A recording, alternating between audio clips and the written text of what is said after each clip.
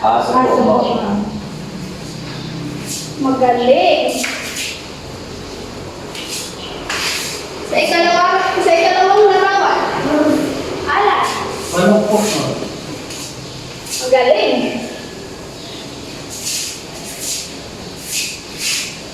Sa pangtatlo, JR. Bibi po, ma'am.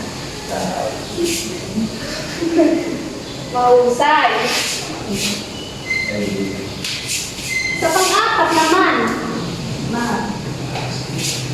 Jeep. Kalapate po. Magaling. May mga hayop pa kayo? May mga hayop pa kayo sa inyong tahanan na nasa larawan? Oo. So, lahat naman tayo ay mayroong alagang mga hayop sa ating tahanan. So, ngayong hapon, ang ating tatalakayin ay patungkol sa pag-aalaga ng mga hayop sa ating tahanan. So, ang pag-aalaga ng mga hayop ay isang kinagigiliwan ng mga Pilipino.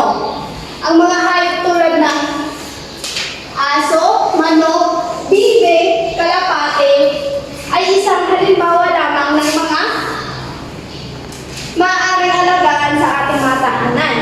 Ang balat ng hayop at dumi nito ay napapakinabangan natin sa ating bahay. Mga bata, alamin naman natin ang mga hayop na maaari nating alagaan sa ating tahanan. Maaari bang basahin ito ng sabay-sabay? Ang pangunahing hayop na pwede nating alagaan sa ating tahanan. Manok, pato, bibe, at gansa. Baboy, aso, kalapate. Okay. Ang unang hayop na ating maaaring alagaan sa ating tahanan ay manok. Ang manok ay isang popular na ginagawa ng mga tao sa kanilang tahanan ng pag-aalaga ng mga hayop. Ngayon, narito ngayon, alamin natin kung ano-ano ang mga pangunahing pag-aalaga ng manok.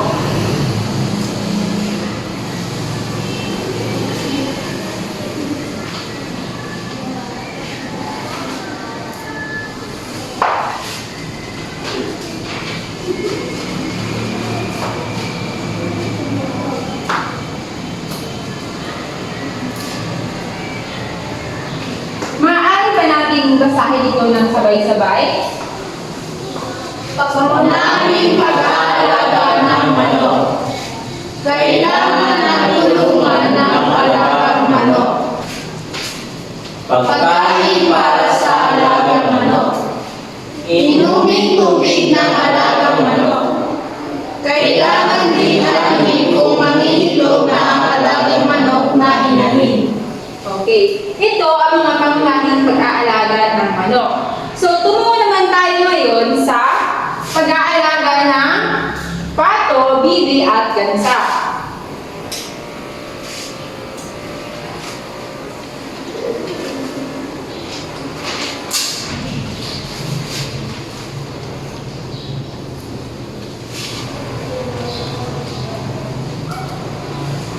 Maaari bang basahin ng sabay-sabay? Pangunahing pag-aalaga sa pato, bibe, at gansa. Una, Kulungan, patukat, paitlugan. okay. Ito naman ang mga pag-aalaga ang mga pangunahing pag-aalaga ng pato, bibi, at gansa. May mga katanungan ba mga bata? Wala po. Okay. Ngayon mga bata, lumako naman tayo sa aso. Ang aso ay pwede natin itong ituring na ating matalik na kaibigan. At pwede rin natin itong maging bantay sa tahanan upang tayo ay maproteksyonan laban sa magnanakaw. Maaari din silang umalalay sa mga bulag at maganda. At pwede rin itong maging katulong ng otoridad sa pagsugpo ng anumang klaseng krimen. Ngayon mga bata, dumako tayo sa at ito ang mga pangunahing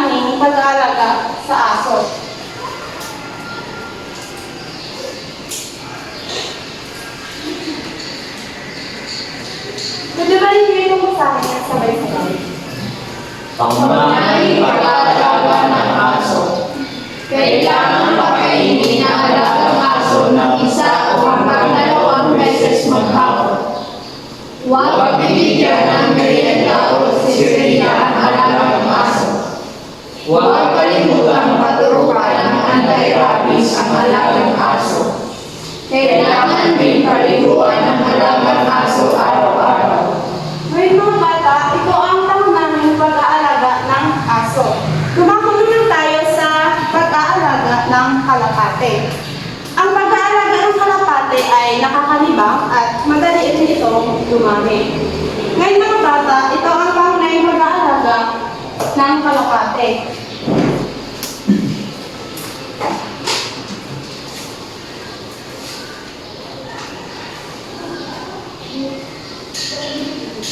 Pakibasa ko. Pangunahing pag-aalaga ng kalapate. Kailangan namin kung anong buwan mahinitong ang alagang kalapate. Kailangan ng kalapate ng kulungan. Kailangan dalat ang pagkain ng kalapate. Ito naman ang mga pangunahing pag-aalaga ng kalapate. Ngayon mga bata, meron naman tayong 4 na panuntunan, pangkalusugan at pangkaligtasan sa pag-aalaga ng hayop.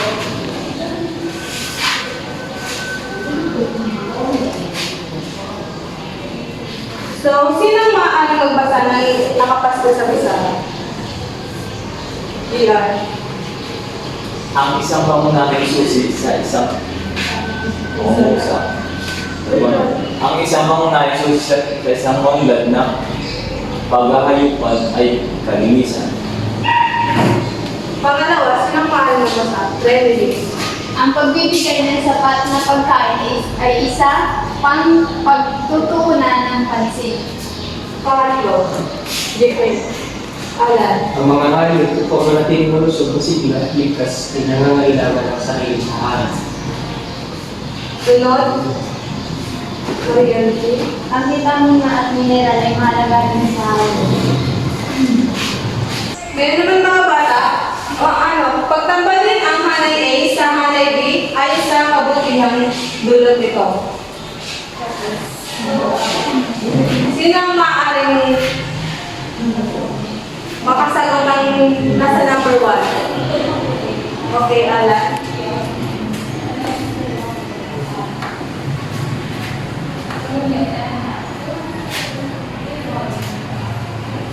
Sa number 2 naman, sino ang maaaring LG?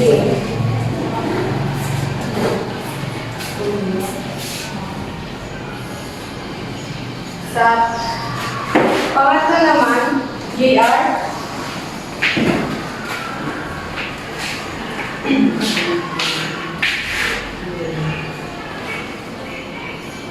Okay. Sa pang-apat, Remedy.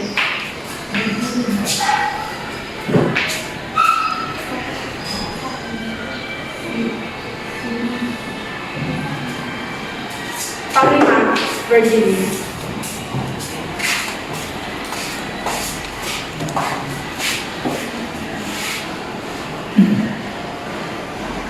Okay.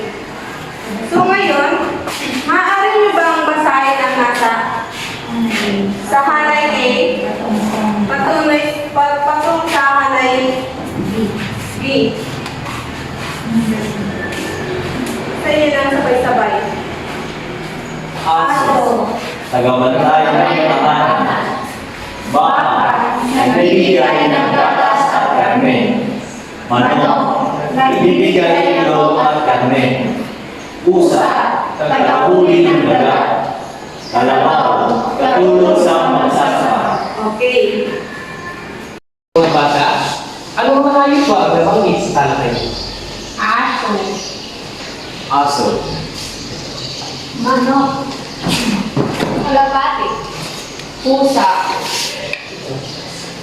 Kalabaw. Magaling. Mahusay mga bata. Ngayon, dumako tayo sa ating pagsusulit. Kumuha ng isa't kalahating papel at sagutan ang ating ilalagay sa isa.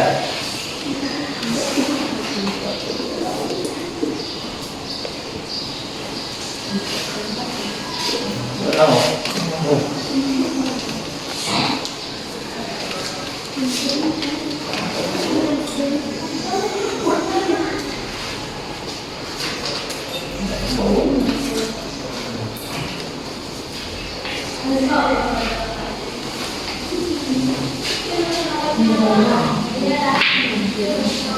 May naman 3 minuto kang tapusin ang pagsusulit.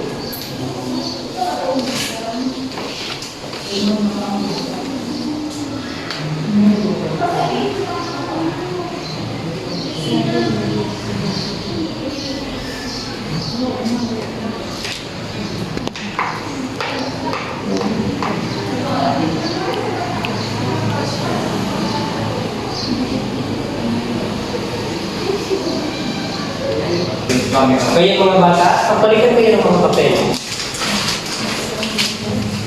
Sino makakabasa sa unang tanong? Ready? Ang hayop ay kailangan bakunahan. Tama. Tama. Dalawa. Ang aso ay pinakamatalik na kaibigan ng tao. Tama. Tama. Tatlo. Ang tubig ay hindi kailangan sa mga lumalakang baboy. Mali. Dapat.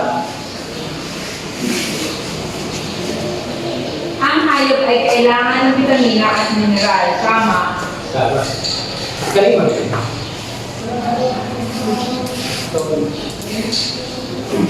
Paliguan ng regular ang mga alagang hayop tulad ng aso at baboy. Tama. Tama. Galing. Ang mga baboy ay dapat hindi pa kainin dahil ito'y may sapat ng taba sa katawan. Mali. Tama. Kapito. Ang pag-aalaga ng mga hayop ay naibibigay sa atin na dagdag kita. Tama. Kawalo. Nakakasama sa mga alagang hayop ang pagkakaroon ng malinis na kaparelyunan.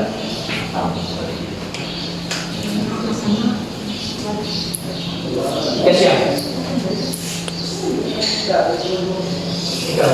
Bigyan ng sapat na pagkain at inumin ang mga alaga. Tama. Tama. At ang muli, Napapakinabangan ng pamilya ang pag-aalaga ng hayop. Tama. kayong mga bata, kunin ang inyong mga kwaderno at kopyahan inyong aklat aralin.